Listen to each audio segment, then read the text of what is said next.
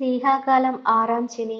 വിശുദ്ധ യോഹന്നാൻ എഴുതിയ സുവിശേഷം 7-ാം അധ്യായം 14 മുതൽ 25 വരെയുള്ള വാക്യങ്ങളുടെ വിശകലനം. യേശുവിന്റെ വിജ്ഞാനത്തിന്റെ ഉറവിടം.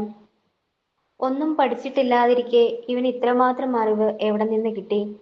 അതിനുത്തരമായി യേശു പറഞ്ഞു, എന്റെ പ്രബോധനം എന്റെ സ്വന്തമല്ല, എന്നെ അയച്ചവന്റേതത്രേ. ദൈവഭയമാണ് അറിവിന്റെ ഉറവിടം. ദൈവഭയമുള്ളവൻ ദൈവത്തിന്റെ ഇഷ്ടം നിറവേറ്റുന്നു. ദൈവം നൽകിയ 10 പ്രമാണങ്ങളെ വിപുലീകരിച്ച് 613 നിയമങ്ങൾ ഉണ്ടാക്കി നിയമത്തെ അവഹേളിക്കുന്ന സാഹചര്യമാണ് അന്ന് നിലവിലുണ്ടായിരുന്നത്. അവരുടെ സ്വാർത്ഥത മൂലം ദൈവകൽപ്പനയേക്കാൾ പ്രാമുഖ്യം അവർ മോശയുടെ നിയമത്തിന് നൽകി. അങ്ങനെ നിയമത്തെ വികലമാക്കിയ സാഹചര്യത്തിൽ അവയിൽ ഉൾക്കൊള്ളുന്ന യഥാർത്ഥ ചൈതന്യം വീണ്ടെടുത്ത് നൽകുക അവന്റെ കടമയായിരുന്നു.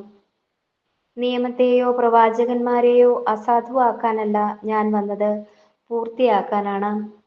അതിനാൽ നിയമത്തിന്റെ പേരിൽ നടമാടിയിരുന്ന എല്ലാ അനാചാരങ്ങളെയും അവൻ ചോദ്യം ചെയ്തു, തിരുത്തി എഴുതി.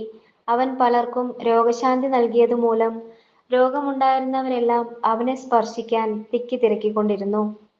സാബത്ത് ദിവസം പോലും ഒഴിവുണ്ടായിരുന്നില്ല. ഇടയനില്ലാത്ത ആടുകളെ പോലെയുള്ള അവരുടെ അവസ്ഥയിൽ അനുകമ്പ തോന്നി അവൻ അവരെ അനുഗ്രഹിച്ചു പോന്നു.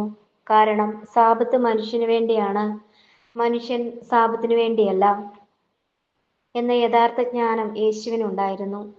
മോശയുടെ നിയമപ്രകാരം പരിച്ഛേദന കർമ്മം സാബത്തിലും അനുവദനീയമായിരുന്നെങ്കിൽ സാബത്ത് ദിവസം ഒരു മനുഷ്യനെ രോഗാവസ്ഥയിൽ പൂർണ്ണ സൗഖ്യം നൽകുന്നത് നിയമലംഘനമല്ല എന്ന യേശുവിന്റെ ന്യായം അവർക്ക് സ്വീകാര്യമായില്ല. കാരണം അവരുടെ ജ്ഞാനം മാനുഷികം മാത്രമായിരുന്നു. ദൈവത്തിന്റെ മഹത്വത്തേക്കാൾ അവർ സ്വന്തം മഹത്വമാണ് കാംക്ഷിച്ചത്.